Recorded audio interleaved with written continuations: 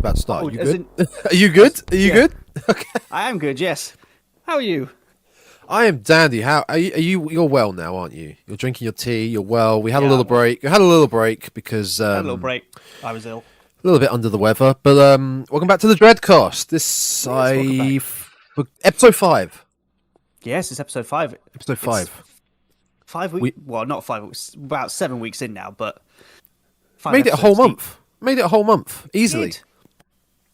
Easily. So, I think before we go on to another film review or retrospective or game, whatever we do, we're going to bridge the gap. Yep. And we're going to split it over 2 episodes, and we're going to get balls deep into our top 5 horror films of all time, both of ours. Yeah. Just a little, not review, little just analysis of each one, just why we like it, pros, not cons, obviously, because it was our top 5, but yeah, just going through them, really. There are cons, but There might be the odd con. We're not going to get into that, really.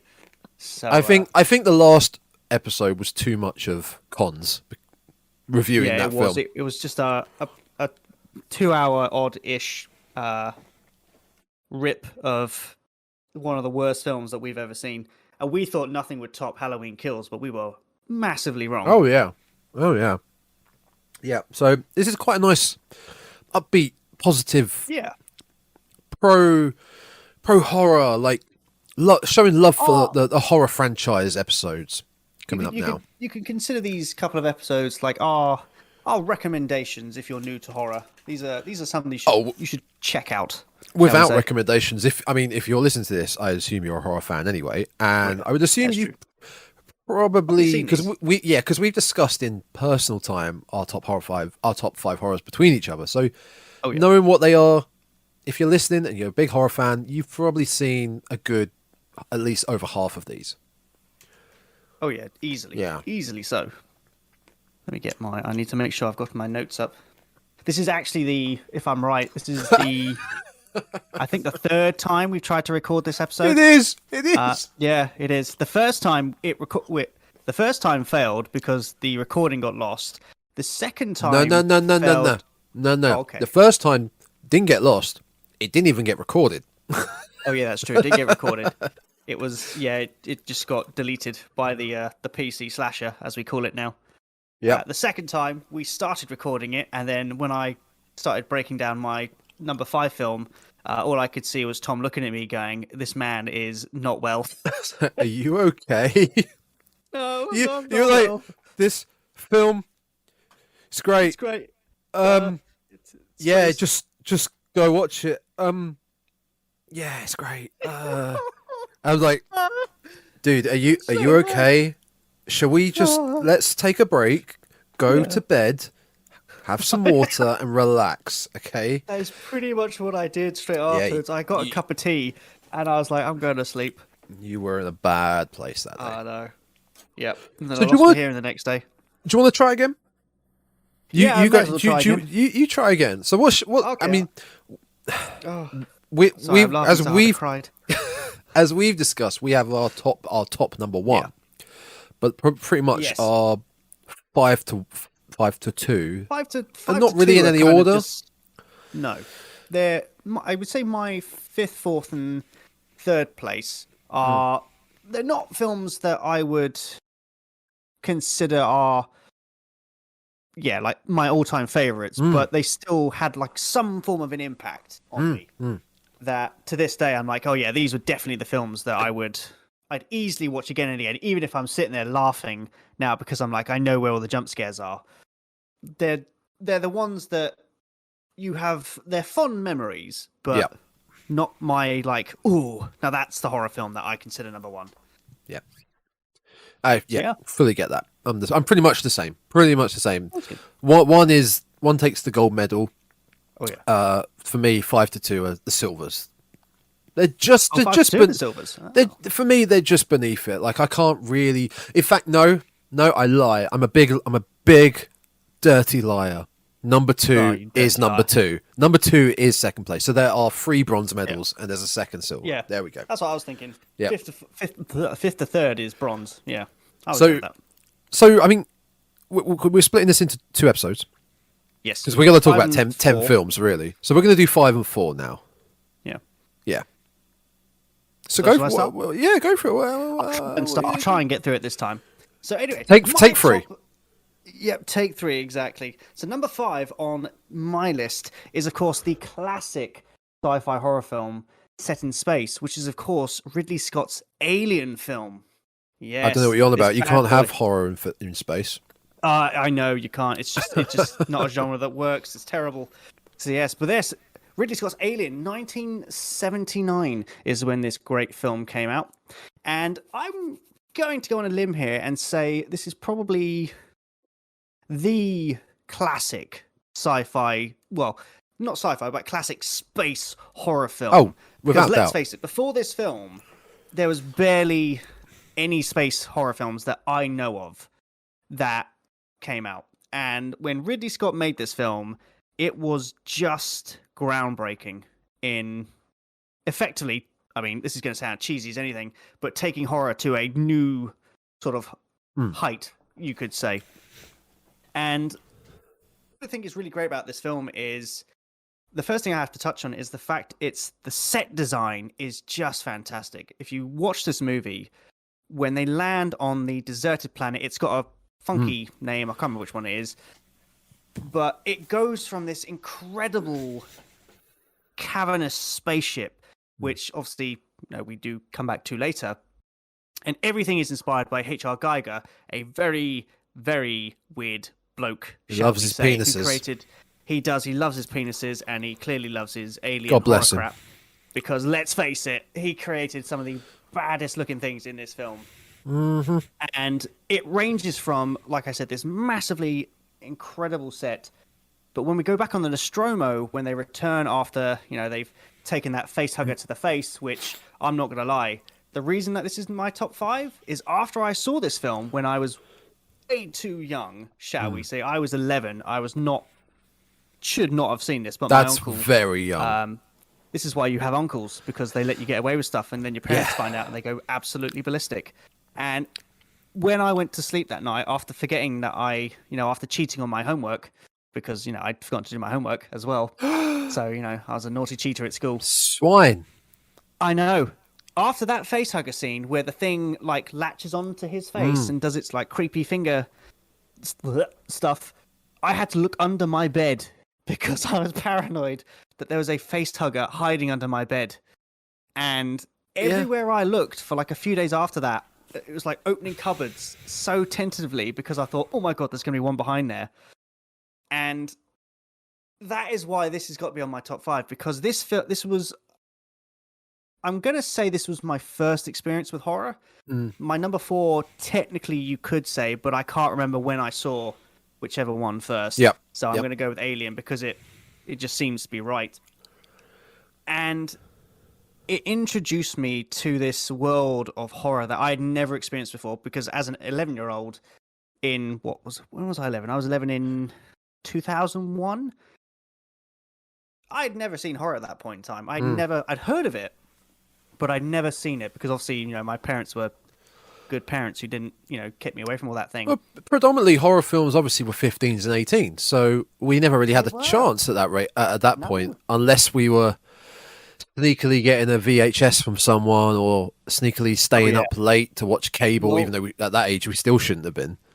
Yeah, no, it's like that classic thing. It's like, when you have family over and your parents are like, oh, could you sleep downstairs on the sofa? You're like, yeah, next to the TV. Yeah, of course I will. Hell yes, I will. At 11 o'clock, on we go. Let's find whatever's on TV.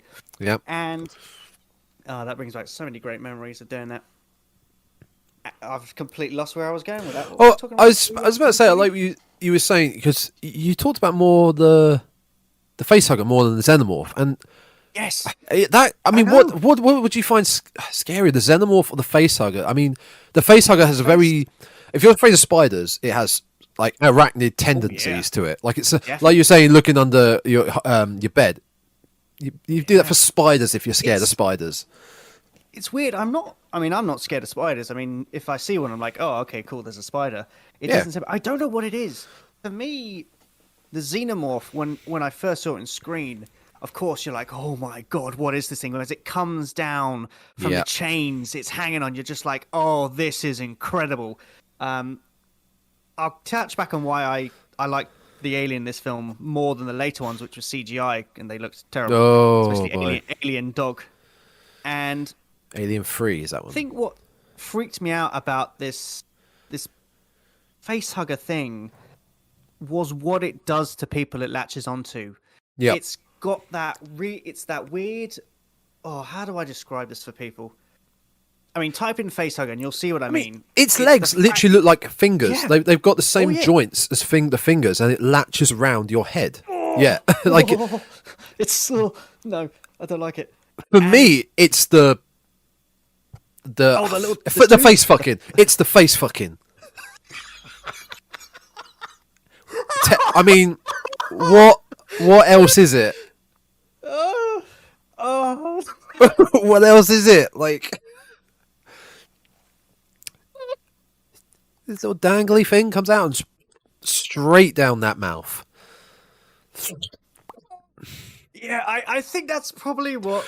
I mean, I didn't know what face fucking was when I was 11, but obviously not.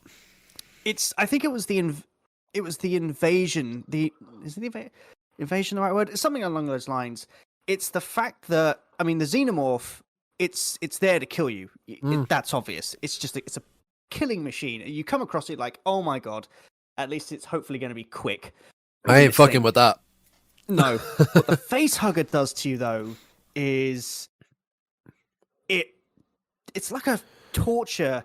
It's like a creature that's designed to torture you.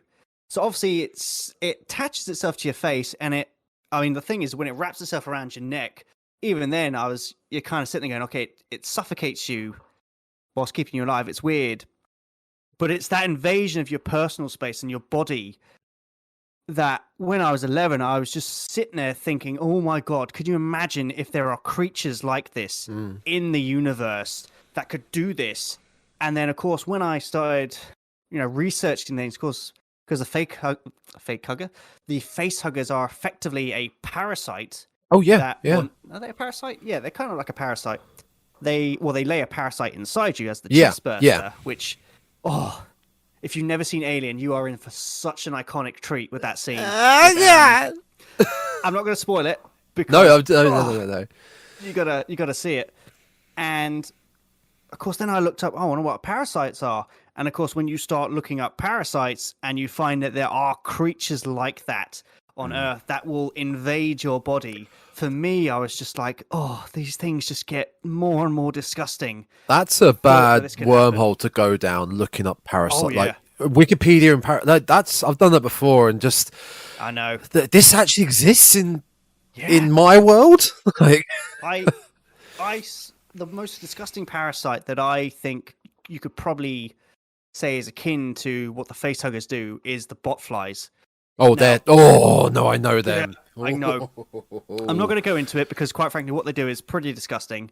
Even though this is a horror podcast, it's just gnarly. And but the thing is, this is one of those videos I ended up watching at 2 a.m. on YouTube when I should have gone to sleep. And you somehow get there from watching a guy building a Batman car. And it's like, hey, would you like to check out the botfly videos? You're like, yeah, of course. I wonder what that is. And then you're terrified.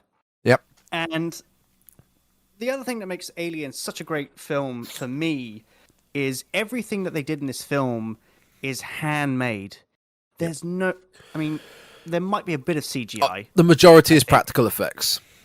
Exactly. Yeah. It's such a great film that has all these. I think the facehuggers may have been animatronics. I'm not sure.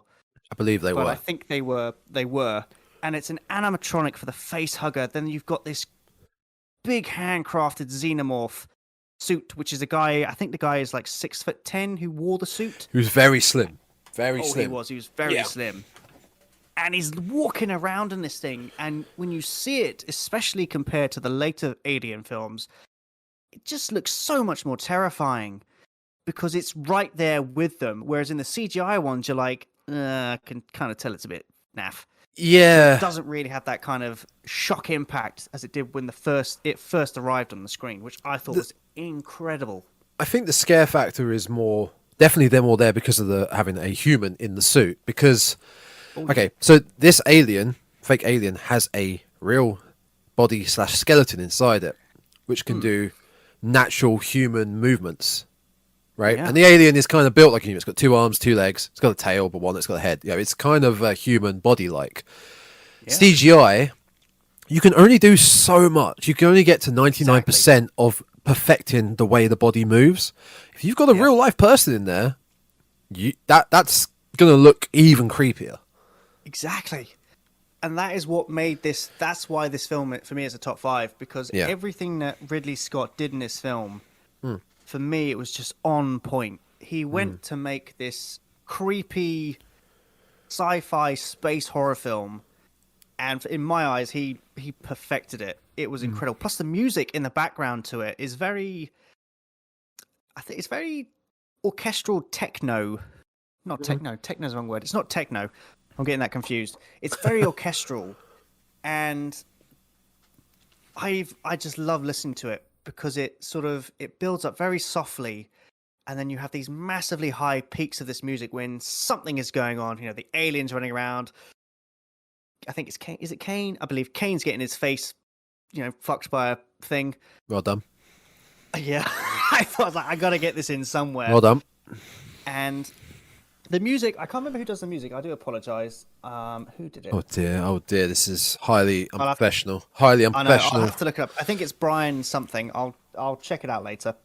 Brian Music. There we go. There we go. What is also good about this is it also gives us one of the original, in my eyes, I don't know if you call her a final girl, but obviously Ellen Ripley is probably one of the original tough female characters. Easily say final girl. Easily, because if you just replace the xenomorph with a Jason or a Michael Myers, it's exactly the same thing. The xenomorph has picked off the group that she is with. That's true. And she's the final girl who's trying to fight back and survive and whatnot. So she's one of the best. We also have the final cat as well. We don't. Oh yes. Is it? And it's Jinx? never mentioned again. Is it Jinx? I think it's Jinx. I don't know. Well, no, the cat survives. No, the cat does the cat survive in Aliens? The cat does survive because when they go back into stasis at the end, the cat's there, but I don't think the cat is mentioned after that. But then that's getting into Alien 2, which is still a good film. But not into my okay. Aliens is epic. Aliens is epic. Alien 3 is when it started to go wrong, and the Alien 4 was just a terrible. It's the same. To me, it's the same timeline as the Terminator, which we just discussed just before the recording of this. So T1 Alien, horror, more horror. T2 and Aliens, bit of horror aspect to T2, but more action based. T2 was also slightly funny. Comedy elements were in there as well. Yeah, slightly. And then it was the third film of each one that just was like it just started to go off the rails a little bit. Exactly. I would say Terminator went off the rails way more than without doubt Alien did. I mean, free is watchable. Yeah, Alien tried to keep within its franchise roots. Terminator has just gone so far off the rails that actually after Dark Fate was released, the studio just went, "Do not make any more films. Let it die. We have killed this franchise now. It cannot recover from this." Which is sad because I had a really great idea for a Terminator script that I will pitch to them and say, "This is how you should have done it. Make this film and then give me lots of money for it."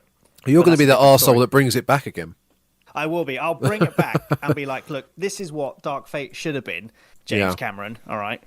What do you know, James Cameron? Huh? What do you know? Exactly. What do you know? Fucking hack. You sold. He actually no. I'll keep that for number 4 because that's a tidbit about number 4. All right.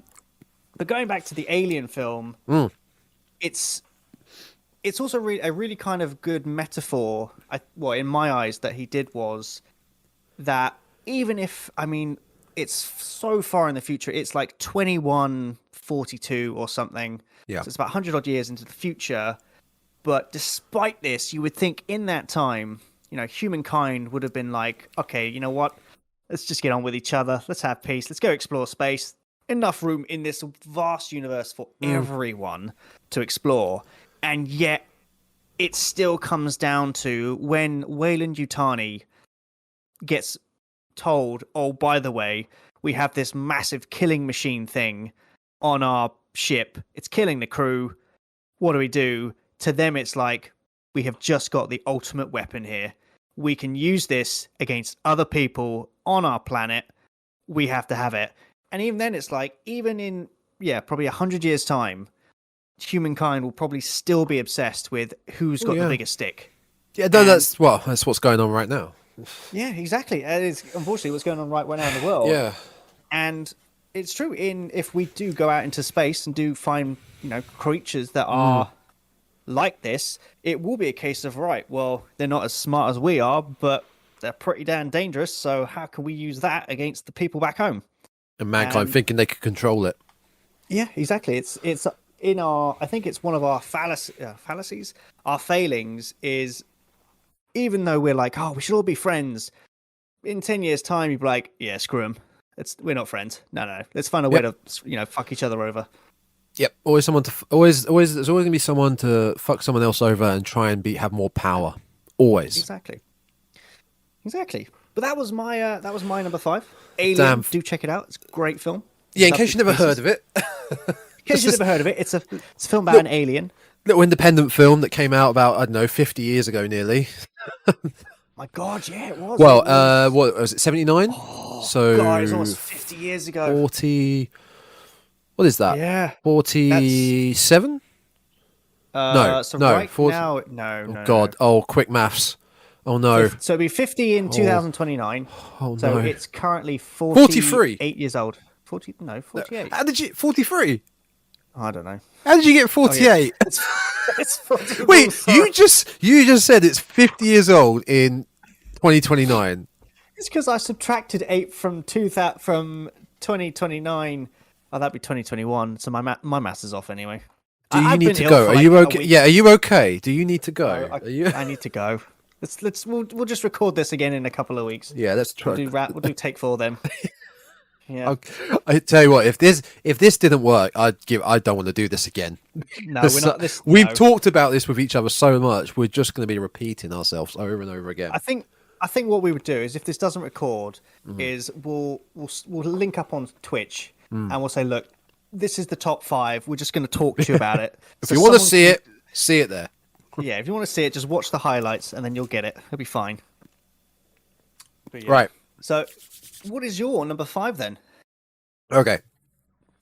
Got my notes up. I'm going to be reading it like a teleprompter. Oh, all right then. I'm ready. So, just because of I was originally had written up a script for a YouTube video of my top 5 horror films, and it's about 20 pages long. I'm quite proud. Oh yeah, I remember you saying actually. Yeah. I'm not going to read it for script like a. And this is my film. This is my film that I love. No. So, 5th one, we're going back to the early 2000s, where the French, you've heard of them. They brought in a new breed of the gory horror movies. I know what film this is. Now, no. Obviously, in the 2000s, we did have the. I don't like this term, but the term torture porn coming into effect with Saw. Yes. We had Saw, Hostel. Yep. Saw and Hostel. Bone Collector. Bone Collector was a thriller, but those were the two primary, shall we say, torture porn horror films for the mainstream anyway. But this new breed, depicting violence, nudity, torture, mutilation, all this lovely bundle put into one film. And the French just had to ramp it up to 11. They really did. And they came out with such films as High Tension, which is very good. Inside. Yes. Frontiers. And my number 5 being Martyrs. Now, this film gives me the creeps just thinking about it. This film is not for everyone. This is the 2008 version, correct? It is the 2008 version. It is the only version. Okay, yes, that's right. There is no remake. There's nothing else after that. There is no remake. There was never a remake.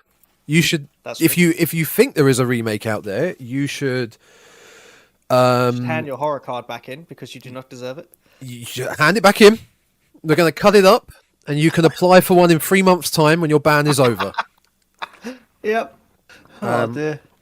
So Martyrs only made for €4 million, quite cheap. That's quite cheap. Yeah. Quite. It kind of shows it's not a very, shall we say, an effect-heavy film. It was an indie film, wasn't it? It was very much so low. indie film. Yeah. Yeah. And it premiered. Sorry, I'm just eating some chocolate buttons here. I'm very hungry. Premiered at the Cannes Film Festival. It's not the sort of film you premiere at the Cannes Film Festival. Yeah, think about it. No, probably not. In that sense, it was very controversial from critics. So it went straight to French theatres. Didn't do too well. But when I get into describing this film, you'll understand why. You'll see why. I mean, it's hard to describe this film. It's hard to describe. It's hard to watch actually as well.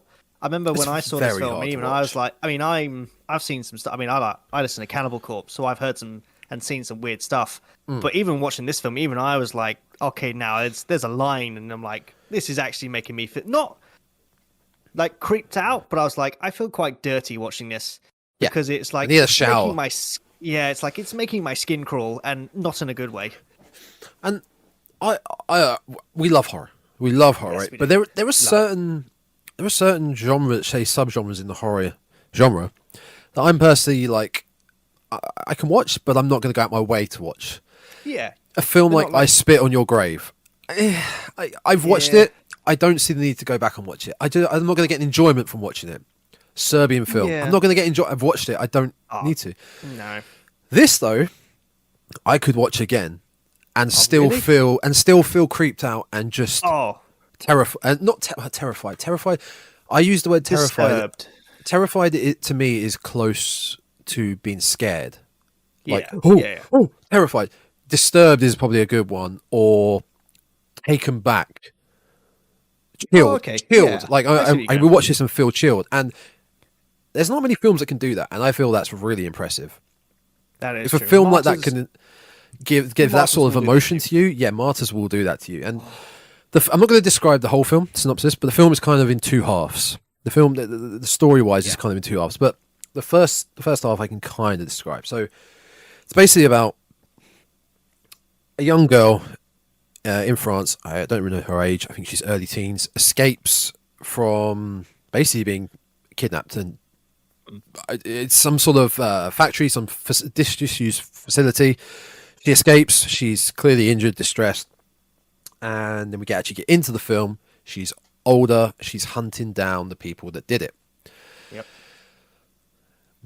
While she's hunting down, doing all this business in the film, we get a flashback as to after her escape. She then grows up in an orphanage. This is Lucy, by the way. It's Lucy and Anna, two main girls. Really good at describing films here.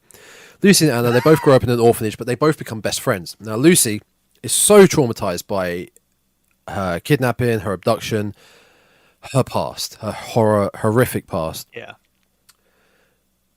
Anna is the only one that can understand and try and calm her down from panic attacks and whatnot. Yeah.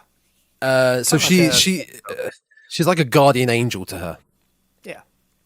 And it's quite comforting seeing that, because of knowing what this young girl Lucy's gone through, that she has this other young girl Anna looking after her. Because I feel like with this film, you just want to go through the screen and go, it's okay. It's okay. Everything will be okay here. There. Just big hug. Have a cup of tea. It's all right. Big hug. Yeah, it'll be fine, but it's not going to be fine. No. It's not going to be fine. So she's just suffering complete, unimaginable PTSD from her traumatic events. Oh, yeah. Fast back forward to her actually finding the culprits, the arseholes that did this to her. It doesn't end well for them. Not a spoiler. This is the first 10 minutes of the film. Yeah, it ramps up very quickly. I mean, it kicks off straight from the get-go, doesn't it? This is not a slow burning film. Oh, no. Once she has found, is it culprits or perpetrators? I'm trying to think of a big word. Perpetrators. I'd say perpetrators. Arseholes. Once she's found the arseholes that kidnapped her and tortured her throughout her young teens, they're disposed of. Again, not a spoiler. It's actually in one of the trailers, I believe. They're disposed of. It's kind of from here, the film takes a turn, and we leave the Lucy suffering from her PTSD of her traumatic childhood, and we move on to there's something wrong with this house that they're in now. Obviously, the family have been disposed of in a really gruesome way. It's really gruesome. I can't remember how they died. I'm looking it up right now. So, I've seen bits. Yeah, okay, never mind. The house of this family, there's something not right in this house, and when it's discovered, all hell breaks loose. Oh yeah.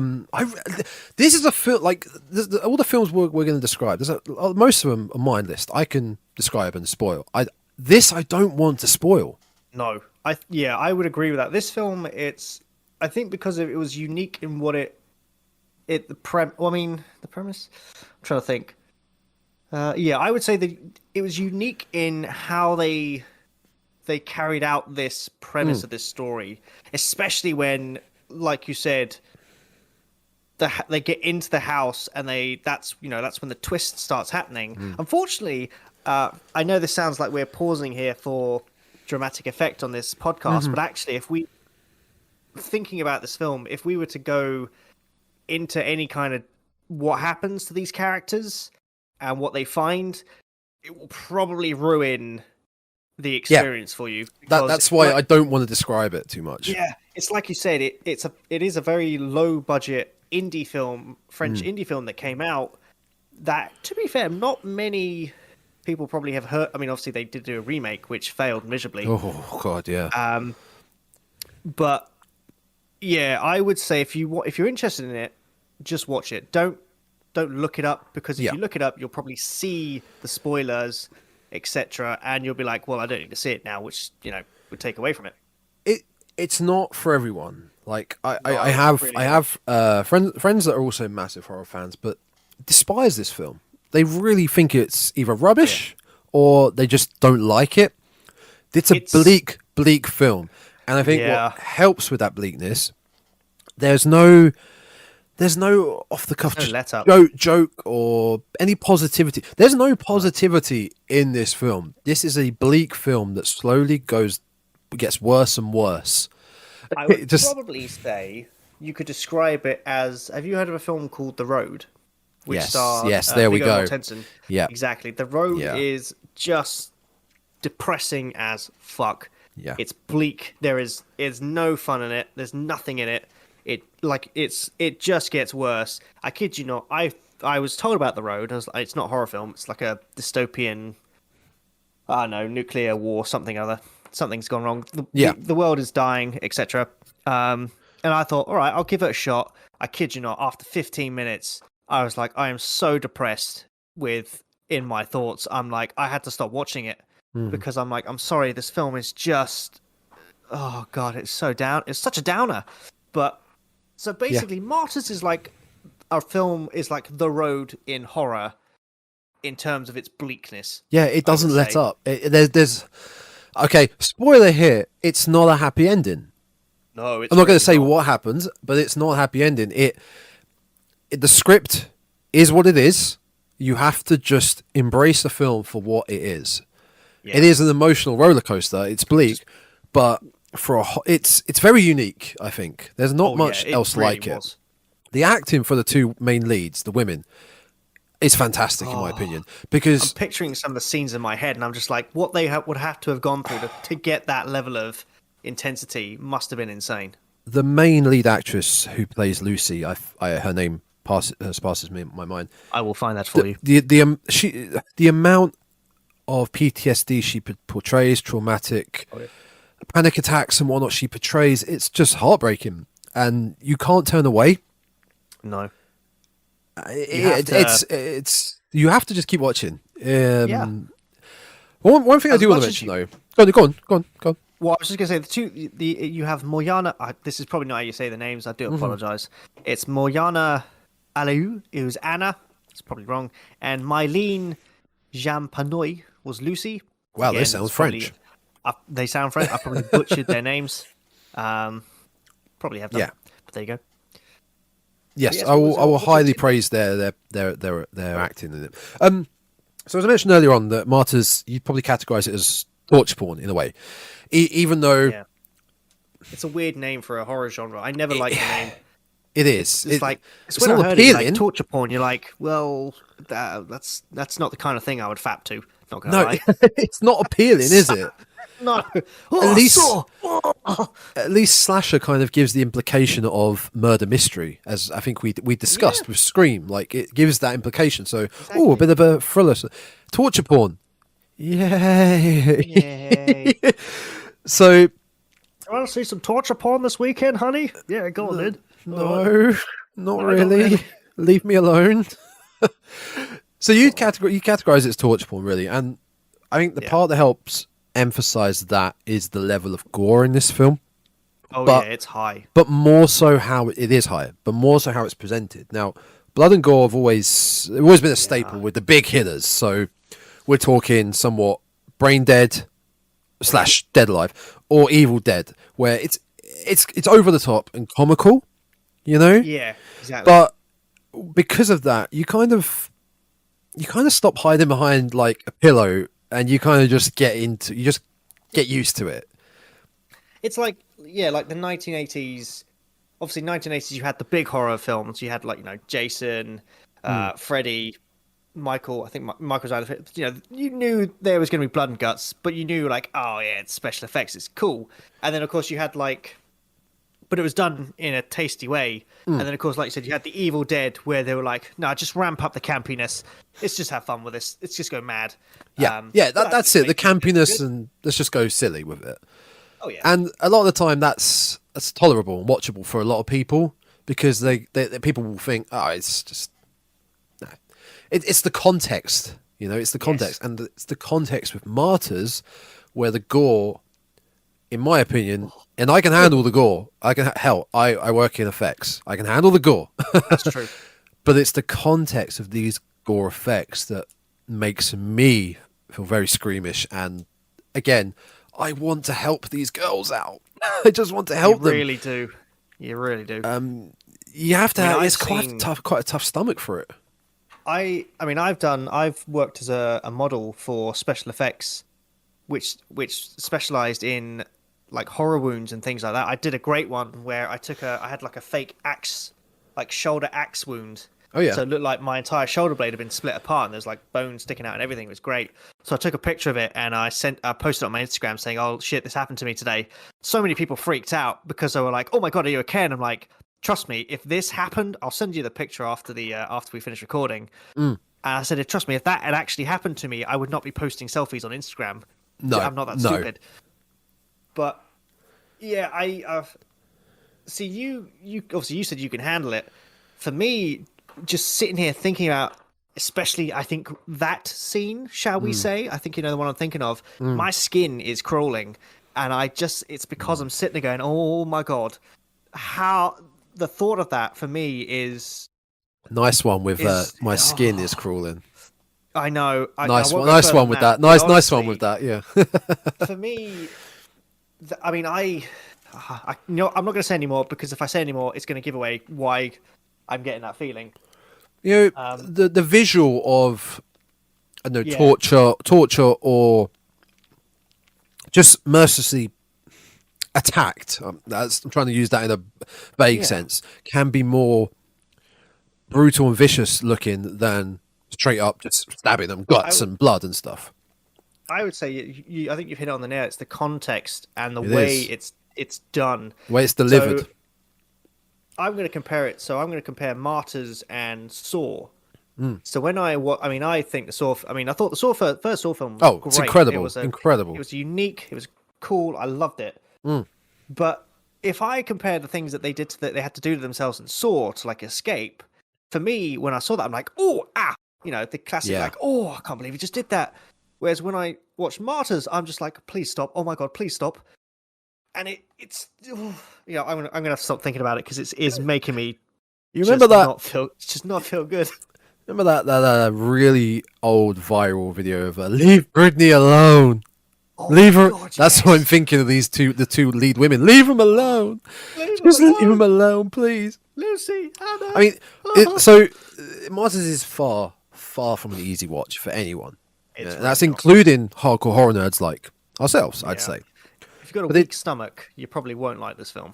It digs so much deeper than any mindless, over-the-top gore, cheap, ghostly jump scares, in my opinion. Like, Oh yeah. Conjuring or Insidious. No, there's some shocking moments, but not like a there's traditional jump scare. Not traditional, and the ones I always go to are like an Insidious or Conjuring, where those are I get out of breath after those films because I'm sick of just being jump scared. You know it's coming, but you don't know where it is. Yeah, the music build up. It's like nothing happens. It's like, hang on, just there it is. Okay. I think the reason, this is easily in my top 5, and it's not for everyone. It's not a highly, shall we say, rated horror film on even IMDb. But for me, IMDb? I think it may be a late 6. A late on 6 IMDb? or was it a 5? 7. 7 on IMDb. It's a 7. Okay, that's good. Yeah, that's great. Not too bad. That's still pretty high. That is good. And so for me, it's in the top 5 because of what I alluded to earlier, in the fact that if it's doing all this emotion-wise to me, then it's done its job. Exactly. It's done its job, and no matter how many times I watch it, I'll never be just like, I know that's coming, there, blah blah blah. Yeah, that happened. I'm still. It draws me in within the first 5-10 minutes, and I'm in. This feels real to me. It feels like I'm watching a real something that's happening right in front of me, and I just want to help. Kind of feels like you're watching a snuff film. Yeah, shall we say? Yeah. Thankfully, it's not. Thankfully, everyone's fine. Yeah, exactly. But the way it's portrayed and acted, bravo. Oh, all right. I can see why it's in your top 5. Yeah.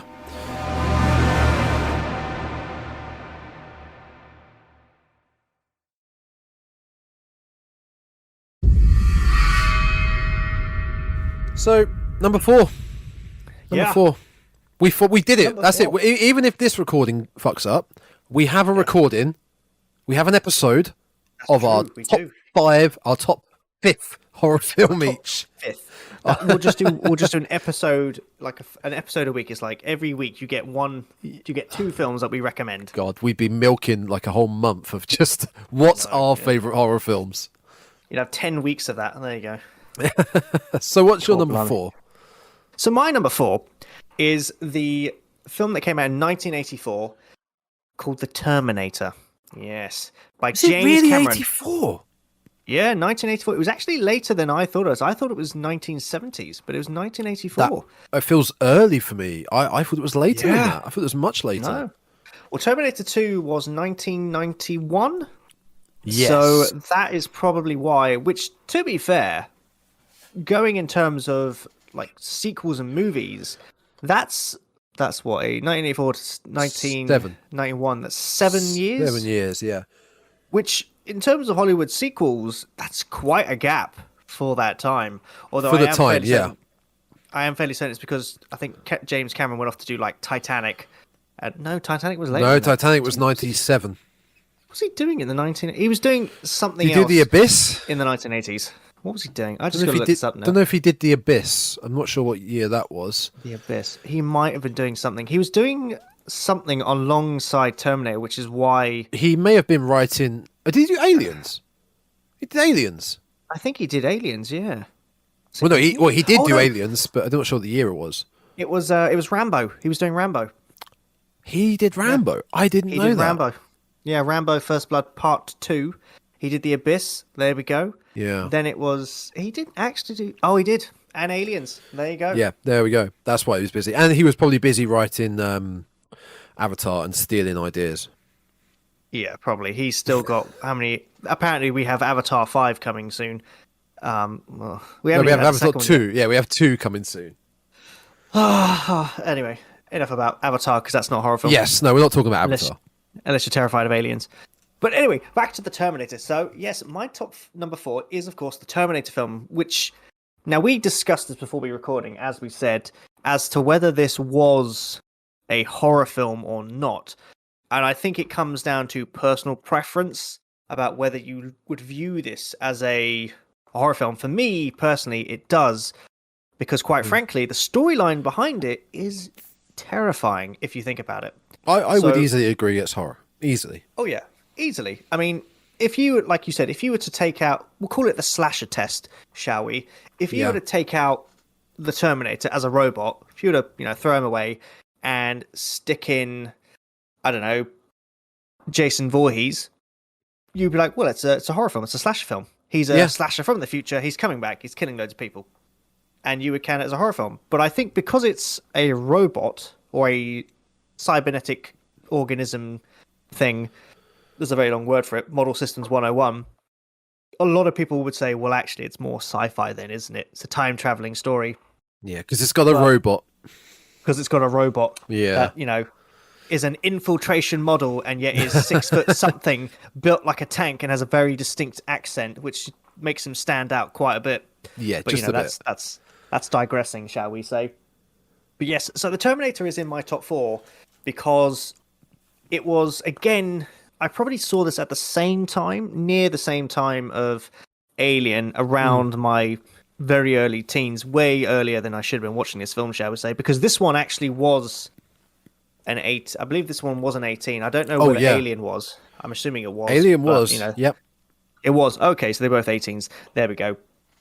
And what I loved about this film is that it made me, again, these films were ones that made me think about, the world and things like the future. And for me, the thought of a killer robot coming back from the future that is unstoppable is pretty terrifying. Especially, if he was to make that film now, it probably would actually have a bigger impact if you would think about it. Because back in the 1980s, let's be honest, technology was still pretty naff. They had... Excuse me. What? They didn't have the internet. I doubt they had the internet. No. They didn't have mobile phones. They didn't have any of the tech that we do. So this film, for people watching in 1980s, probably like, oh my God, could you imagine if that was real? It's terrifying. The fear of the unknown, in a way. Exactly. The fear of the unknown. It's like, oh my God, let's hope we never get there. And of course, now in today's age, where we're developing artificial intelligence, which is obviously what Skynet is and the Terminators are, you have these big tech giants like Elon Musk and all these people who are like, yeah, guys, AI, it's not a good idea. We should probably not develop this because Skynet. And they actually reference this film as this is the problem that we're going to get if we let this go unchecked. Obviously, I hope that would looking never happen, at you, Boston Dynamics. Yep, exactly. You guys, that you're going to cause Skynet to rise, and we're all fucked. Yeah. And I, for one, welcome our robot overlords. If any robot overlords are watching this from the future and you need a horror podcast, we're your guys. Man, right? I've always said I would be that guy in the Matrix film who sells out humanity for a steak dinner. I don't. Fuck it. I would sell out for a steak dinner. I probably would if they said, "Look, we'll give you an implant device that allows you to watch any horror film on the planet." I'd be like, "Yeah, take it. Yeah, you can have humanity. Just give me the implant. I'll be fine." And what I liked about this film was it also introduced me to the characters, the concepts of things like time travel. You had paradoxes, which were great, especially done in this one. It's a fantastic one. The predestination thought that, everyone who is in this world has a destiny that you can't escape from. And for me, I was like, can you imagine if that's true? If we've all got a destiny that you can't escape from, which is something in this film, these characters, especially Sarah. Sarah in this film she's an interesting character because she's supposedly the mother of the savior, John Connor of the future. Yeah. And yet when you meet her, she could not care less. To her, it's like, I am none of those things. So she's please not leave that me alone. character. She's not what's described. Yeah. Oh, no. And I think probably, even though Carl Reese, who is the human sent back in time to protect Sarah from the Terminator who's come back in time to kill her, sorry. Even he was like, but you are the legend. She's like, I'm a waitress. I'm a waitress who literally has a pet iguana. Oh, God. A pet iguana called, I think it's Walter? I'm not... it's got a funny name. And but what's great about her is, again, she's another one of these very early final girls. Well, fun. Yeah, I'd say she's a final girl. Technically, she could. If she didn't have Kyle Reese with her, Oh, she I would would be dead. say she no. If she didn't have Kyle Reese with her, I was going to say she would no doubt fall into the category of final girl Oh, because it's okay, fair only enough. her alone. She's still a final girl in some sense, Yeah, but Kyle Reese is the one protecting her, trying to. yeah. He's the one. She's Really, a he's survivor the girl then. final guy. You know, like Yeah. well, he's not, but he doesn't survive. But I mean, technically, he is then, he's not been born yet. But anyway, let's not go into that. 'Cause time travel. we'll go down the rabbit hole that I have my huge list Go of the for it. rabbit hole, but I don't want to. Well, the thing is, obviously, right. So it depends on which film you watch. To be honest, it's Terminator 1, Terminator 2, and then stop there because, quite Yeah. frankly, everything after that is just not Worth good. it. Not worth it, especially Dark Fate, which I had a rant about earlier because I could have done it better. I think James Cameron hooked me up. Stop writing Avatar. And but it's interesting about this is because there are so many different. You can view this film as a standalone film. So basically, the Terminator comes back in time. Skynet sends it back in time to kill Sarah Connor because it's like, right, if we kill Sarah Connor, there's no John Connor, no human resistance. I wipe out humans. I'm a happy robot. Whereas obviously, if she survives, John Connor grows up to become the leader of resistance, defeats Skynet, and I guess the Earth is reset. They build civilization back up again, hopefully in a much more peaceful manner. But at the end of the film, it's left ambiguous, which is great, as to what exactly is happening. Now, obviously, when Sarah survives, it implies that John will be born. I mean, there will be a human resistance. But of course, you could then stop there and just not watch Terminator 2 because you're like, well, we know what happens here. Yeah. We know that there's this event, this nuclear holocaust that happens, but we know that John is going to be born. So we know everything is fine. You leave it to the audience's mind to work it Exactly. out rather than hand-holding them and saying every little detail. What you leave it to people's imagination. Exactly. And I think that's what's great about this film. And I must admit, now I'm going to go against the grain because obviously a lot of people preferred Terminator 2 to Terminator 1. Personally, for me, I didn't. Well, the only reason is because I really loved the fact that the Terminator, it was man versus machine. So you had Sarah Connor, you had Kyle Reese versus this undeniably powerful killing machine that, in the future when they have like plasma rifles and things, they have a chance. They can shoot these things and they can harm them. In 1984, even Kyle says it himself I am going to struggle to kill this because let's phrase it, bullets are not going to phase this thing. So they have to do some unconventional means to harm it, which leads to some great special effects. I love the special effects in this film. They're Stan so Winston. good. Stan Winston effects. The best. I know. The best one best. is when the Terminator, he's fixing his eye. I mean, let's face it, you can tell it's not Arnold Schwarzenegger because it is very cheesy. But that looked pretty rough. But for the time, I know. it's acceptable. Exactly. For the time, it would have been like, oh my God. Obviously, you look at it now, you're like, I mean, I can tell it's an animatronic. But again, I love it better because they went out of their way to say, no, you know what? We have to make this. And it just looks so much better as a thing on the screen rather than Arnie there with his CGI face and whatnot, which, looks terrible. Oh, his. Well, I mean, especially they wouldn't in the later films. Yeah, the later one specifically, his CGI is not good. No, but it's really I can't even think what that scene you're talking about with his the prosthetic body and whatnot. If that was 1984 CGI, like I can't even imagine what that would look like. So you have to go with the prosthetics like that. To give you an idea of how what's the word? Rough. I wouldn't say rough. In how the infant stage that CGI was in at that time is they use stop motion in this film. Yes, yeah. And nearer to the end, we get to see the Terminator endoskeleton. Yes, endoskeleton in all its glory, and it stands up from this wreckage, and that's you a see great this scene. I know you see this massive hulking animatronic thing stand up to look at you. But then when it's chasing Sarah and Kyle near the end of the film, it's stop motion. So they're actually having a model that they're moving. And again, it's because they were like, we can't fake this. We have to make this look real. Obviously, it doesn't look very good because it it's very works obvious. as stop motion for a robot because of the way a robot would move. How if you say to someone, act like a robot, they do that. Oh yeah, easily. Like your arms and limbs are stiff and you're moving one bit by it. So like when you do a stop, failing. when you do a stop motion, most stop motions look like that. They look very jagged and stiff. So it works. What I about this was up to that point in time, before I'd seen these horror films, you know, I've been shown films like Jason and the Argonauts, Jason and the Golden Fleece, where when they fought these, you know, these Greek monsters, it was all stop motion, and it just looked so cool. That's the amazing Ray Harryhausen.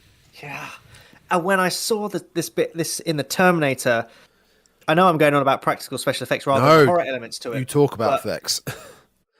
It was just, for me, it reminded me of that, and I thought, oh, that's so cool. Yeah. Just seeing that again.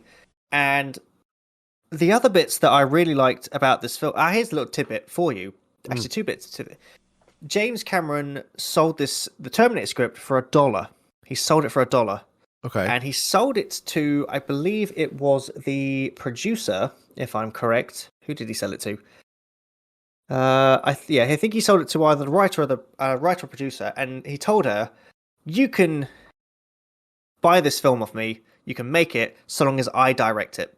Yep. And he said, "I will sell it to you for $1." He did so, and then he made a butt ton of money from it. Yeah. So actually, all the residuals. Well, exactly. It worked out in my favor, and I only realized this as I was watching this film, and I didn't connect the dots down here, but there are 3 Alien alumni in this film as well. Yes. Can you guess who they are? Well, hang on a minute. All right. Hang on a minute. Because there's one. Well, there's one. There's Vasquez is in Alien is in T2. Is it Vasquez? What's his name? Vasquez. She's John's mum in number 2. John's foster mum in T2. There are 4. Oh, okay. Yeah, okay. So I was specifically referring to the Terminator film, not T2. Yeah. I'm just thinking because she's in Aliens. Yeah, there you go. That's probably where in T1 you've obviously got Michael Biehn. Yep. Who played Hicks in Aliens? Hicks and Carl Reese. Yep, that's true. Who else? So he appears right at the start of the film. In which one? T1? In Terminator 1. He appears right at the start where the Terminator is butt naked. Bill Paxton. Bill Paxton, yep. I can't fucking everywhere, man. Game over, man. Game over. That's not for work, huh? Yeah. Oh, yep. Bill Paxton. And the last one? Give me another clue. He appears in the later Alien films. Oh, God. Oh no! So he appears in Alien. He appears in Aliens. Sorry, yeah, he does. He appears in Aliens. Just once. Just no, only he appears. Aliens? Sorry, he doesn't. He appears in Aliens, and he appears in Alien Resurrection. Alien Resurrection. Yeah. Who do you think it is? I mean, you're not talking Bishop, are you? Yep, Bishop. But Bishop's in Alien 3 as well. It might. Yeah. Okay. I clearly don't. Well, like I said, the Alien films after 2 start to get a bit weird. Yeah, Bishop's at the end of Alien 3 where she jumps into the molten rock. That's not. That's that is Alien 3. I was getting my films confused. I was getting my films confused. That's why. But yeah, so you have 3 Alien alumni. He's a cop. He's the cop in the police station. Yes, when the police station gets completely fucked up. Oh, that's such a good scene. I'll be back. Yeah. I remember now. Oh, great scene. Yeah, I only noticed this as I was watching the Terminator the other day to prep for this. I was like, "Oh, it's Bishop." I was like, "Oh, it's Hick." Yeah. Oh, yeah, there we go. Yeah, they crossed over. They did. Yeah, I would so love to see a Terminator versus Alien film. I think that'd be great. And then they have all their characters like meet. They're like, "Oh, hey, game over, man." It's like, "Yeah, but we're going for a walk first." Okay, yeah, cool. But the other thing that is great about this film is the music. the music in this is just on point. Yeah, the sound design's great. Oh, it's like techno music cranked up to 10. And I sat there listening to going, I could work out to this. It's got such an, it's an upbeat type of music, upbeat tempo. Yeah. It's not like too dark, but at the same time, you could get your sweat onto this. It's great. Yeah, pump onto it. When I was writing my better Terminator script than Dark Fate the other day, yeah. I actually put on the Terminator, what's sound thing playlist soundtrack. That's the word I was going for. The OST. That's the one I could not. The original soundtrack, yeah. The original soundtrack, and even then, I actually stopped. I didn't realize I'd actually stopped paying attention to what I was doing because I was too busy looking up the songs and the sound design for it. Because it's just so catchy. It's great fun to listen to. I think alone, just the dun dun dun dun. Oh yeah. Dun dun dun dun dun. Like it's such a simple sound design works so well, and I think the simplest one, which I will get into in next episode, is John Carpenter's Halloween. Oh, yes. 4 notes of simple. If you have good sound design, then you're halfway there for a lot of it. Sound is so important. It very is. If you don't have the right sound in your, I would love to see. I want to see if there's a YouTube channel where they take like really iconic scenes and just horribly screw up the sound. That would be so great. Just imagine that you have like, I don't know, Leatherface chasing after Sally, that classic moment, and then you've just got, some upbeat pop punk song playing in the background. You'd be like, oh, this is quite fun, yeah, okay. Yeah, ruins the scene, but like the scene you mentioned earlier where he's the stop motion of him coming out the fire. That's a chilling moment. Like you can't kill him, and it's just like walking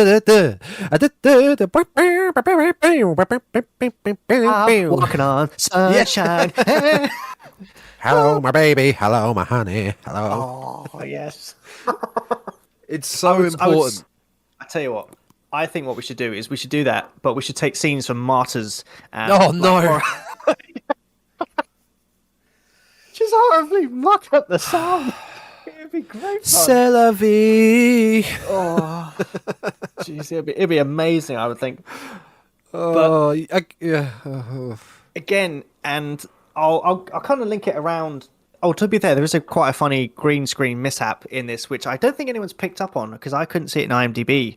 It's a point where the Terminator, he gets hit by it's like a big tanker truck, and he's dragged underneath it. Yeah. And there's a split second where you get to see him through like the top part of the tanker on the road, and it's a bit where obviously the Terminator's leg gets like bent. I think it gets caught on something, so you see him limping later.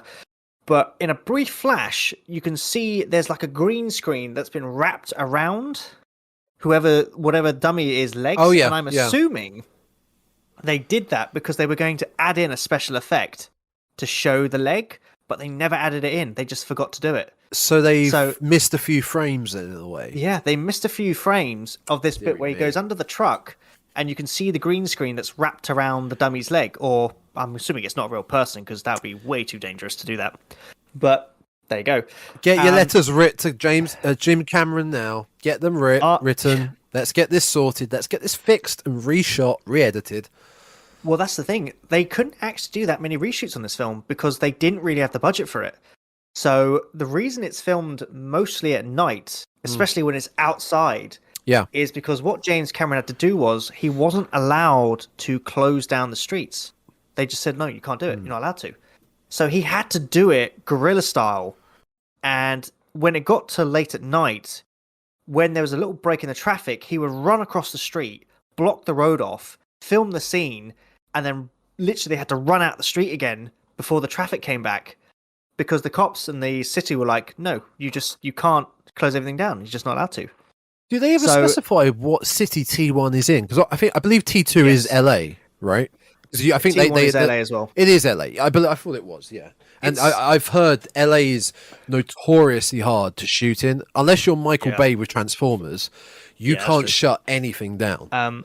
It's interesting because it's never stated. Obviously, when we first meet the Terminator, he doesn't know what Sarah Connor looks like because there are no photos of Sarah Connor around. Scene. And the reason he goes through the phone book to find the Sarah Connors is because all they knew is Sarah Connor in 1984 lived in Los Angeles. So they're like, she's in Los Angeles. Find whatever Sarah Connor, kill them, be done with it. Sarah Connor. Yes. Yes. Little old lady. That poor little old lady. That would have been great if he knocked on the door and like an 8-year-old like lady came out. Like, yes, dear. It's like, are you Sarah Connor? It's like, yes. It's like, no, you cannot be the right one. Oh, it's like, yes. The end. Yeah. Technically, he did his job. It's like Terminator 2. It's just this Terminator sitting in LA going, oh, shit. Yeah. What do I do? Which, ironically, get too old for this shit. Is the plot of Dark Fate, which makes no fucking sense. But, let's not talk about that film because I hate that film. I made such a bad mistake when I went to see this film in the cinema. I took the missus, and it was either Terminator Dark Fate or the Joker film, the new Joker film that came out. And I stood there and I said, you know what? Terminator Dark Fate, we got to see it. It's going to be great. I came out that film and I was like, I feel so bad for taking you to see this film. Even the missus went, yes, you royally cocked up there. Yeah, you fucked up. So I had to buy a dinner. I had to buy a dinner. You had to. Dinner. Oh, you poor thing. You had to. I know. No, I was going to treat her anyway. But yeah, I wish we'd gone to see Joker instead. It was Terminator Dark Fate was such a train wreck of a film. The man doesn't like Dark Fate, people. No, I don't. It was rubbish. It was a crap film. And I even got a little poster before I went into the cinema.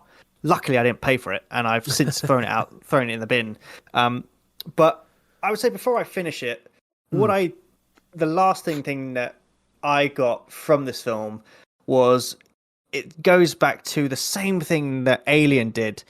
It was the inevitable thing of man's, just our weird inability to, even like in today, like 2022, which by the way, we're only 7 years off when the end of the war supposed to have happened. Yeah. And even now, we still can't get on with everyone. Yeah. The countries just cannot get on with anyone. And this film does it well because it never states, in the first film especially, what caused the nuclear holocaust that wipes everything out. It just never states it. Mm-hmm. I think Skynet, if I remember rightly, initially it doesn't say what it was. Eventually you do find out it was Skynet that blew everything up because it looked at humanity and went, you know what? You don't deserve to exist. I'm going to wipe you all out. So when I watched it for the first time, it was very much, well, what causes this? It's like, was it a machine? Was it us? It was probably us, let's be honest. It probably will be us. Yeah. And it was that stark message of, we have all these massively powerful weapons, these nuclear weapons. And yeah, after if they ever get launched, it's like, well, what will be left after that? There probably won't. I mean, we will probably still be here, but not in a good way. Not in a good way. And it'll probably be something, it won't be anything like the Terminator because, let's be honest, even machines at that point in time won't be able to save us because we'll be back in the Dark Ages. Yeah. No. And that imagery was so haunting, especially if you're flipping 12 years old. It's bleak not, as well. I mean, it's very bleak and it's not, I mean, obviously if you're a young viewer listening to this, please don't watch it if you're under the age of 18 because quite frankly, it is bleak as bugger. It's a very good film, though. I mean, it's not scary. It's not really scary, is it? Is it scary? Don't watch it because there's subjectively scary. There's a naughty scene in it. There is a naughty scene. Yeah. It was the first time I ever got to see a naughty scene, and I was quite happy with myself. I was quite happy with myself. I was like, oh my god, there's boobs. Oh. I don't think a younger audience nowadays would find this scary. I think they would. I would think they would. Well, I would think they would find the concept of the nuclear holocaust. They would find that, especially with possibly the stuff that's happening right now. That, yeah. But I don't think the Terminator itself they would find scary nowadays. No. Back then, I can understand it being scary, but I don't think. Well, I mean, it's very different times now. Have you seen the video? I can't remember who it was. It was a chat show, and they had one of these AI. Not AI, but it was something akin to an AI robot on this show. And of course, everyone sits there, it's like, oh, let's ask the AI robot, what's going to happen. And this guy looks at this AI lady, and it says, oh, jokingly, he goes, well, tell us, how long does humanity have left? Yeah. And this thing simply looks at him and goes, 10 years, and then shuts itself off. And you could just see the host going, yeah. And like even the people next to it are like, what did it say? This was a good idea. Oh, and I think that would probably scare younger audiences, especially ones who are very tech plugged in. Yeah. It's if AI does start getting more and more advanced and it starts coming out with, some of these weird phrases, especially if like, oh yeah, we should definitely make AI things. Well, actually, to be fair, they're looking at doing it now, aren't they? Because self-driving cars effectively are a form of AI. Mistake. I know. And I sat there and someone sat there, it was a friend of mine, and she went, would you, if you were offered the chance to sit in the very first ever artificial intelligent plane that would fly itself with no pilots, would you take it? No. And I was like, no, because it's going to crash. Yeah. Something is going wrong with it. And even with self-driving cars, I'm like, no, because there's going to be a crash to start with, or what's going to happen is the self-driving car will be fine, but then you'll have some twat in a car that will crash into the self-driving car. And that's the whole conundrum of a self-driving car. Let's say a human walks out with a pram and a young baby in the pram. Okay, walks out into the road. You need to swerve, but you're not driving. The car is driving. Does the car hit them, or does the car crash and potentially kill you? I think that was it. It was who does the car kill? Is it who does the car kill? Or crash and kill the other people? It's ridiculous. Now, I guess it's not far off if you were driving, but at least with your eyes, you could potentially see that. You have quicker reactions. Well, it's just not good. Oh no, this isn't horror stuff, but that was the thing with the self-driving cars. That was one of the arguments. It was like, well, who is to blame? That's it. Yeah, the blame. People have said, well, if the car is driving itself and the car causes a crash, the car is to blame because it's the car's fault, not the person sitting behind the wheel. But if the person sitting behind the wheel, say someone walked out in front of it and grabbed the steering wheel to do something, and then by doing so caused a crash, you could say, well, the self-driving car would have avoided it, but because that person panicked, they caused the accident, so it's their fault, not the car's. But that's for people that are way more smart than I am, and I'm not going to get into it. Oh well, that's not for us. No, we're not that smart. Hopefully this is stuff that's 10 years down the line, and by that time, I don't know, we'll have Terminators. Oh yeah, hopefully. Our metal overlords. Remember, you did a podcast. Call us. I, for one, welcome them. Exactly. I look forward to my implant where I can watch every horror film. It's called Shudder. That was my just a continuous subscription to Shudder. That'll work. But yeah, that was my top. That was my number 4, the Terminator. That's a solid take for your number 4. Yeah. Solid take. I like my machines. Clearly. Oh, so what was your number 4? Do tell.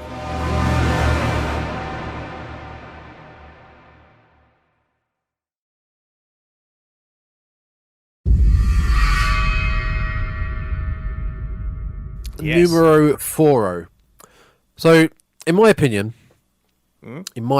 because that's all this is. This is an opinion podcast. We're not spreading facts here. We're spreading personal opinions. So, if the listeners don't like our opinions, it's fine. That's fine. It's all personal opinion. People might not like martyrs, and I know people don't like martyrs, but I do. Oh, yeah. But in my opinion, the great resurgence of the POV found footage style horror movie really hit the nail on the head with REC. R-E-C. Oh, interesting. And we're keeping it with the foreign films for these two. This is a Spanish film. It was made released in 2007. Now, granted, this is a completely, like I said, personal opinion. Go on, what were you going to say? I was about to say, that's quite recent, 2007. That's probably a year before Martyrs. No, Martyrs is 2008. Oh, yes, of course. So they're pretty much similar. So yeah, again, completely personal opinion about the whole, it being the great resurgence of POV. But for such an extremely low budget, it was a pretty groundbreaking movie in the horror genre. What was its budget? I'm going to look it up. Do keep talking. I'm listening. I plenty. Now, Paranormal Activity was released 1 month prior, and that. Speaking of extremely low budgets, I don't know many other films off the top of my head that had such a low budget that made such an extremely large profit from it. Didn't they say that if you were to calculate for inflation or something, Paranormal Activity is the highest grossing movie I think ever it made. Might be. Yeah, I think it might be. Because it was $16,000, I believe, off the top of my head. Yeah, it made like 60 million or something daft. I think. Oh no, I was about to say it is the highest grossing film in the world, unless you account for certain things which make Titanic or Avatar, the highest one. The thing with that, though, you look at the budget and you look at the spending, the marketing. Paranormal Activity's marketing was nothing. It was some YouTube videos or some videos online. But the issue I find with Paranormal Activity and its series as a whole is that it had a serious case of not knowing when to quit. Oh my god, it really did. And it's still going on. The first one's the best. But again, it's not the best of that sort of style of film. And that, to me, hinders the whole impact as a whole with all its sequels. The thing with Wreck, it kind of had that issue, but it had a really, really solid sequel. A really, really good sequel that continued the story of the first one. The first one could be left alone. Wreck itself could be left alone, no sequels, and it ends on the last 10 minutes of Wreck are creepy, chilling, and kind of on the edge of your seat, which is great. That's what you want.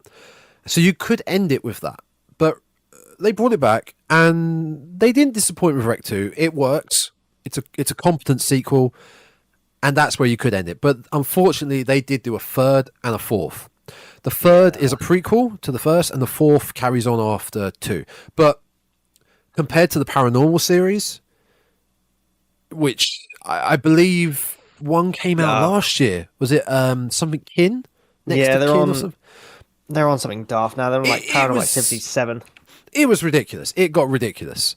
Oh yeah, Next of Kin. There you go. Yeah. So, like I said, this was released 2007, and it'd been 8 years since we were last presented with, in my opinion, the second best, joint first best found footage horror film. Okay, so what is that? What do you think it is? 8 years before that, 99. It wasn't. Oh God, what's that film called? It's pretty popular. Cloverfield, was it? Nope, Cloverfield was about 2010, 2009. POV film. Okay, it's a little small independent film called The Blair Witch Project in 1999. See, you might not have heard of it. You know, it's not very well known. It's not very well known. Not many people have heard of it. Okay, I'm going to be honest. All right, I'm not a fan of POV films. I don't like them. I don't know why. I'm not a fan. I'm going to be honest. I haven't actually seen Wreck, so there you go. Interesting. Yeah, I've never seen. I'm going to watch it because it sounds interesting. But I could never get over the shaky cam. It always just annoyed me to no end. I understand. It is funny that you mentioned the Blair Witch Project, because the Blair Witch Project is a film that its impact worked very well in 1999, especially considering all the fervor that it got around it with the marketing, the fact that they said the actors and the actresses they'd gone missing, they were potentially dead, all this stuff. I watched the Blair Witch Project during the first lockdown. I was bored to tears. It was so boring. And that's not to say it wasn't, for me, I was like, I'm just watching a lot of people getting lost in the woods. I'm like, what is scary about this? I don't get it. But then when I looked into the background of it, I was like, oh my God, there was so much around this. Yeah. There was so much, like, people were going nuts because they thought the actresses had died. They were sending letters to their family saying, we're so sorry that you're... And the fact that the actors and the director were like, yeah, by the way, don't say anything until the film's out because we want to keep this going. So when that film came out, I can see why people were like, this film is just, it's really up there, because they thought they were watching an actual film where these people died. But of course, when you watch it now, you're like, well, it's for me. In my opinion, I was like, it's a bit naff. Not gonna lie. Okay, my take on that. We'll get off the Blair Witch in a minute. But my take on that whole thing of you found it boring, naff. My argument to people that always say that is that I mostly prefer films like this, whatever sort of media it be, film, TV, where people aren't trying to act. I always think, don't try to act. It feels more real, more organic. Yeah. Because, I mean, they are acting, but at the same time, they're not trying to act. You know, they're not forcing it. Yeah. And it felt more organic, which gave me the feeling of, I know I'm not watching someone's camcorder recording. I know I'm not watching. I know it's a film. But am I? Is this a recording? Because this feels, because it gave the feeling of this actually could be a recording. Imagine if they were trying to act like properly Hollywood trying to act. It would be trash. It would be, and unfortunately that happened with the sequel.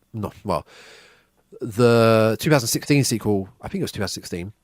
Blair Witch. There was a sequel to the Blair Witch Project, Blair Witch Project 2, which we don't ever talk about. No one should ever talk about that. Made a video game as well. Yeah, the Blair Witch. I've got it. I've seen it played, and I was Rustin Parr. It's about the origins of Blair Witch.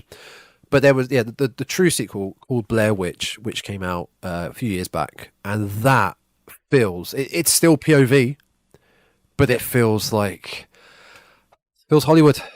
The way they are acting, it doesn't feel organic. I think that's because by this time, I mean, it's like the Blair. I mean, it's one of those things. It was, you knew that the ending is pretty much done to death now. It's like it's referenced everywhere. It's that person standing in the corner of a room. You're like, it's like with the Pennywise balloon, the Sixth Sense spoiler. Yeah. It's one of those things. So I think when they did it's iconic. Yeah. So exactly, it's iconic. So I think when they went to do a sequel, they're like, well, people know what it is. Just, you may as well glam it up now. Go ahead. I must admit, I'm staring at the poster for Rec 3. I don't know what happened. The first two posters are really cool. I've just seen the third one, and I'm like... Bride with the chainsaw. Yeah, and even on 4, I'm like, is she literally holding a giant spinning anchor?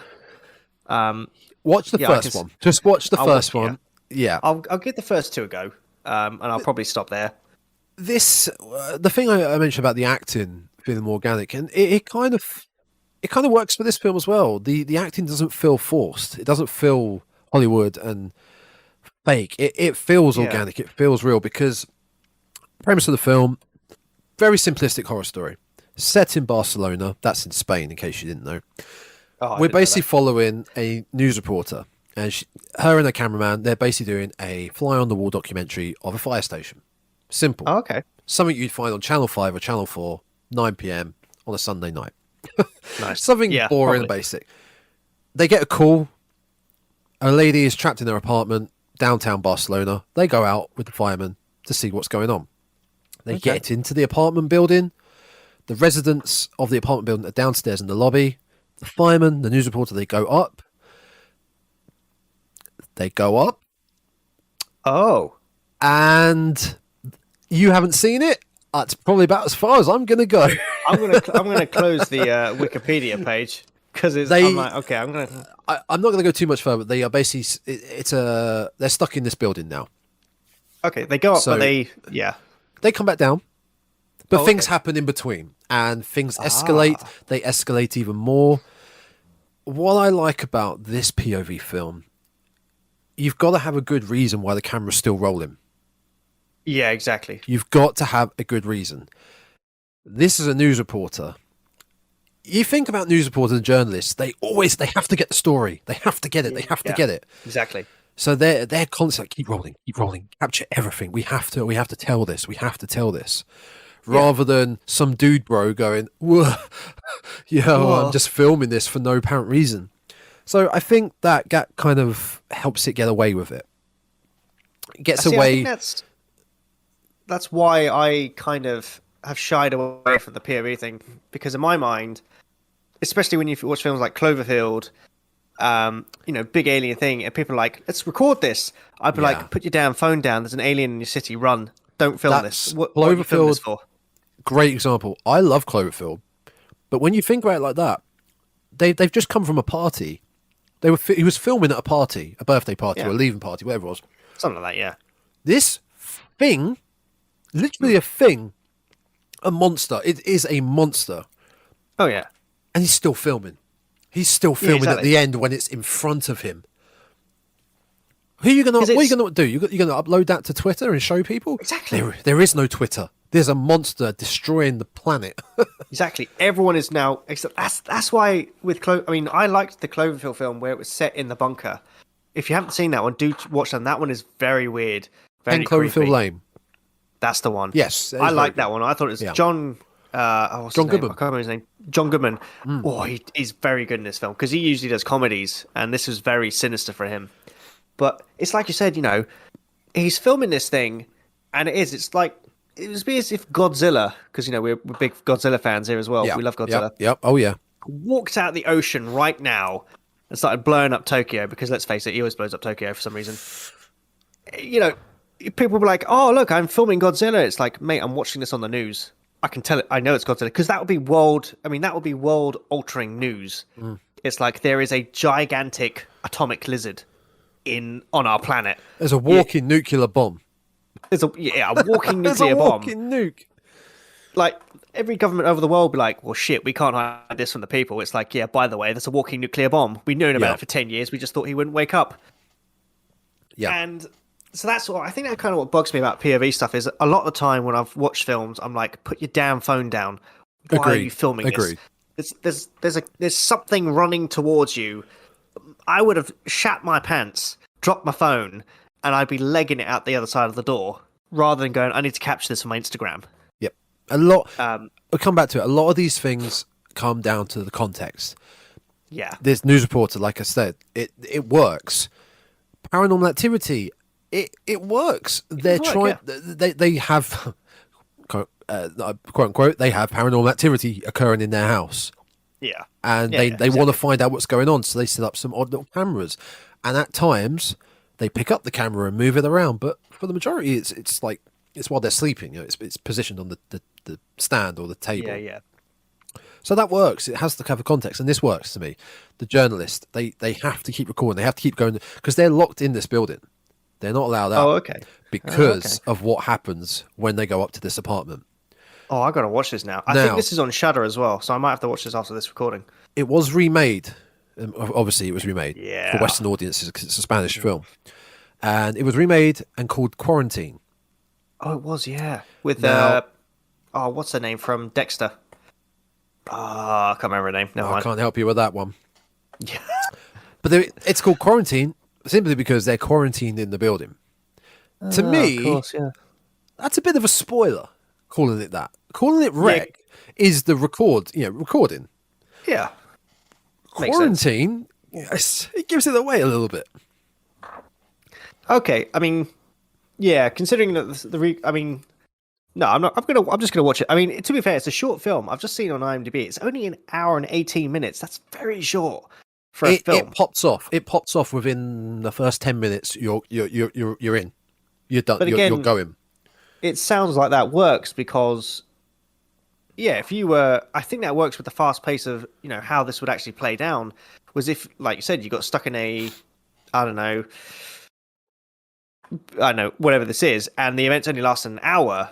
Yeah, you're only going to be filming for an hour and guessing that something shuts off the camera at the end. They usually do. Which actually, that always bugged me about certain things. Have you noticed that? Especially in POV things, where at the end of the film, they just leave the camera rolling, and you're like, just turn the camera off. It's like, okay, someone has obviously found this footage. Yeah. Just stop it.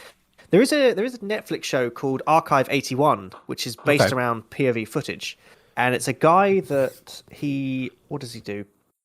I've only seen part of the first episode, but I think he's an analog to digital converter. Okay, so he restores older tapes and things. And he's hired by a company that no one's ever heard of. He cannot find information about him anywhere. Yeah. And he says, look, we need you to fix these tapes, which will tell us what happened in this hotel that burnt down, which also apparently killed his parents. Okay. And he's like, I can't find any information about you. And they're like, well, you know, we know all about you. So, you know, if you come and help us, you'll find out what happened to your parents. And that's all we're going to tell you. And it's how he starts watching these tapes, and it's things start to get a bit creepy for him, because he's like, well, hang on a sec, isn't that...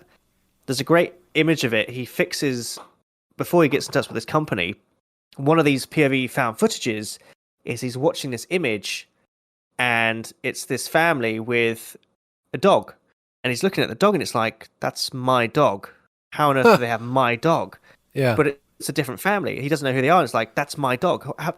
And that's when it starts to pick up, and he's like, okay, he brushes it aside. But when this company's like, yeah, we need you to piece together these tapes. The only issue is you can't leave this building. The tapes can't be moved. So you have to go to this very isolated place. Yeah. Don't worry, we'll bring you food and stuff. But yeah, you can't leave. You have to fix these tapes. And it's about how it starts getting a bit creepy. Big VHS vibes from that description. Yeah. He's basically taking VHS I love VHS. tapes. The film VHS. Sorry, the horror film VHS, I mean. Yeah. With the different tapes. Yeah. Different eerie tapes that affect the main story. Yeah, it's kind of like that. Interesting. What's that called? Archive 81? It's called Archive 81 on Netflix, yeah. Interesting. Okay. Yeah, I'll have to give it a look. So, with Rec, I mean, let's go with when I discovered it. Okay. So, this came out in 2007. Towards the end of... God, if you're a British listener, it's towards the end of my A-levels, mid-A-levels. So, year 12, 13. Year 12, 13... About That's 16, 17, school, late high school, I towards think. the end. But yeah. So it was around the last part of May levels when I first discovered Rec. And it's one of those films that it spread throughout like the close friendship group, kind of like Chinese Whispers. Okay. And it's like, have you heard of the Rec? Have you heard of REC? Have you heard of it? Yeah. Apparently it's the scariest film ever made. Like it's this new foreign film. Like you heard of like, The Ring, like this creepy foreign film that... Yeah, kills you in 7 days. I gotta be honest, foreign horror to me back then I wasn't aware of a lot of foreign horror films. I knew of The Ring, and now being an adult, shall we say, in some sense of the word, I'm way into it. We're way into the foreign horror. I was just talking about French horror. Now we're talking about Spanish horror. I just mentioned Japanese horror. There's a plethora of foreign horror. Yeah. And we were, it's like the scariest movie we've made. It's like The New Exorcist. We got to watch this. We got to find it. Now, these claims, the scariest film ever made, you got to have balls of steel for a production company to put that on your marketing, because most of the time, it's not. And you should never, ever do that, because you're setting a precedent so high that you'll never pretty much ever fulfill. But for me back then, it was kind of near enough there for me, this film. Especially, like I said, the last 10 minutes. Now, I like to watch horror films, especially a brand new horror film, in the dark. I feel like they should be watched in the dark. Oh, yeah. And this works in the dark. It worked for me. So, a buddy of mine at school got it. We had a free period before lunch, so we had a long break. Sat down on his IBM laptop. We closed all the blinds in the study room. There's no one else around, and we watched it. And it worked even just then. Not sitting at home on the couch. It worked even like that. It terrified us, but at the same point, it terrified us so much we wanted to watch it again. We were so intrigued. Yep. We wanted to pick out bits that we'd missed and whatnot. And it also felt so fresh because I'd never seen anything like this before. Especially the fact it was foreign. It was Spanish. Yeah. And that goes back round to what I was saying about the organic acting, quote unquote. If this was a Hollywood film, we'd probably see an actor we knew. That kind of takes you out of it. Makes you feel a bit more at ease, going, okay, I recognize. Oh, look, there's Chris Pratt because he plays everyone. It's not as scary because it's someone I know. I don't know any of these actors. They feel like normal human beings to me. They don't feel like actors. I feel like I'm watching a news report. I feel scared for these people. Yeah. I feel terrified for these people. And that's what really drives the horror home for me with this film. gotta admit, the poster is quite creepy. The poster. I'm looking at the poster now. It's very. Which poster are you looking at? Because there's a couple. I'm looking at the first Rec film. It's the one with it's the girl and the. Send me in Discord. Just send me a picture because there's a couple. I just want to see which one you're looking at because there's one's better than the other. Yeah, it's this one here. Yes, brilliant! It's amazing.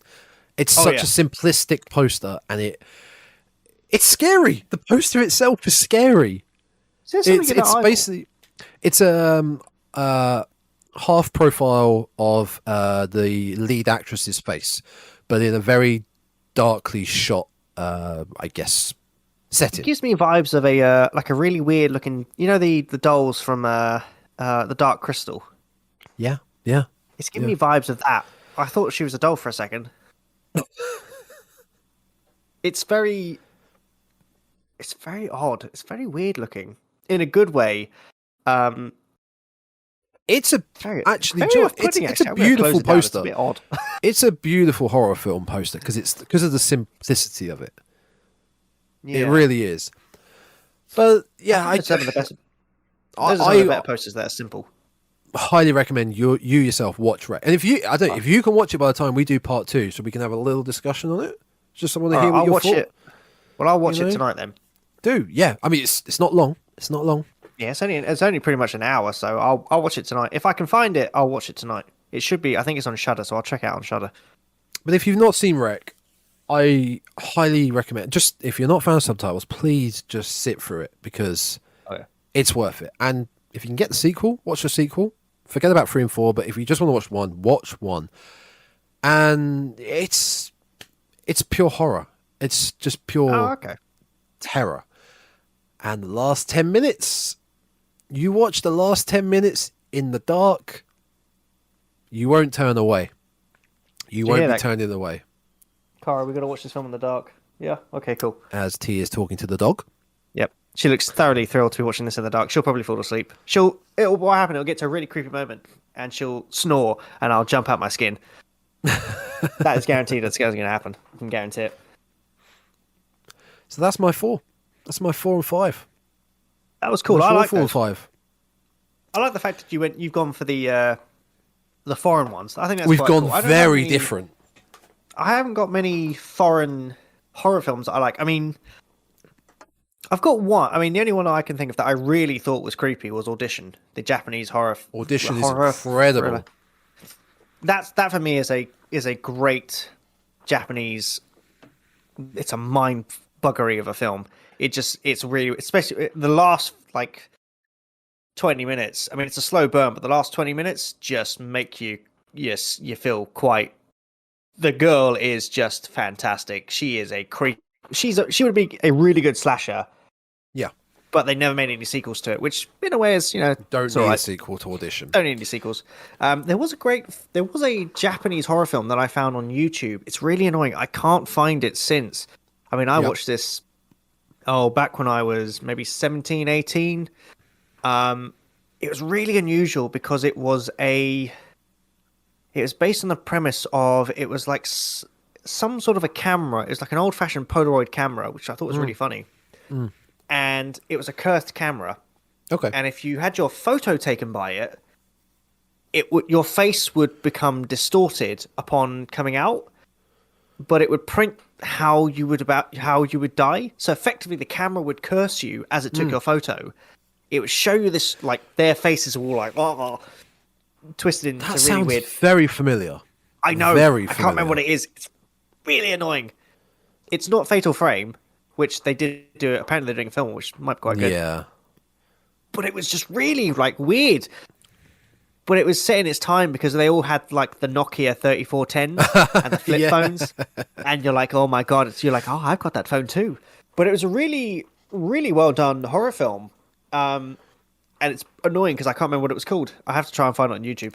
We'll find out for next time. Which next time will be part 2 of our top 5 horror films, which will be counting down the 3, 2, 1. Yeah. I've got an interesting one, which I think it'll be interesting. I'm sure it'll be very interesting. I'm sure. When I put it into my list, even I was surprised that I stuck it in there. But it had an impact, shall we say? So there we go. Well, we'll look forward to that next time. And as of now, as of always, you can find the Dreadcast. That's actually this podcast you're listening to right now, folks. You can find it on all, pretty much all the major audio platforms, such as Spotify, Amazon, which is actually Audible. I found out the other day. I didn't realize Audible was Amazon. So Spotify, Audible, recently. Apple and Google Podcasts, and YouTube and Podbean. Right. All simply by searching the Dreadcast. And we both ourselves have our individual social media accounts, which you can follow us on. You can follow myself on Twitter at Tom Grindhouse, and Twitch and YouTube Gaming Grindhouse. And that's yourself, true. Mr. You T? can find me on Twitter at Tainted Souls, same as on Instagram and YouTube actually on Twitch as well. Just type Tainted Souls. I'm sure you shall find me. They've all got the same logo. And yes, you can find me on all those lovely platforms. Oh, and if you do listen to us on Spotify, I'm not sure if Apple or Google or any of the other services have this. Do give us a 5-star rating and a follow. Yes, you can. Yes, exactly. It's much appreciated. Even if you don't think it's a 5-star, just do it. No, just do it. Just do it. Just help us out a little bit. Yeah, why not? Nice. So, until next time, part 2 coming soon. Coming soon. Ooh. Ooh.